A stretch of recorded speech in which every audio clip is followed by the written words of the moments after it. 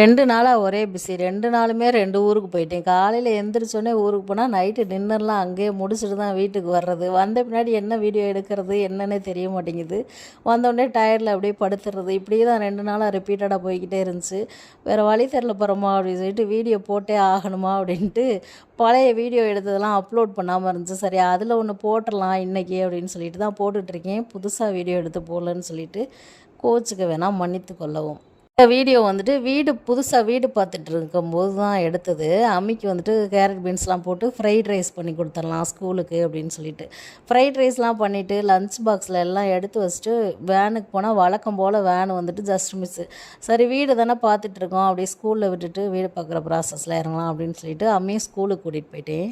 போய் அம்மிய வந்துட்டு கிளாஸ்ல விட்டுட்டு அங்கே வில்வ மரம் இருக்கா, அது கீழே உட்காந்து அப்படியே ஏசி போட்ட மாதிரி இருக்கும். அங்கே 10 நிமிஷம் அப்படியே உட்காந்துட்டு அதுக்கப்புறமா போய் வீடெல்லாம் பார்த்துட்டு மதியம் 1 மணிக்கு தான் நெல்லிக்காய், சிறுதானிய பால்லாம் வாங்கிட்டு வீட்டுக்கு வந்தேன்.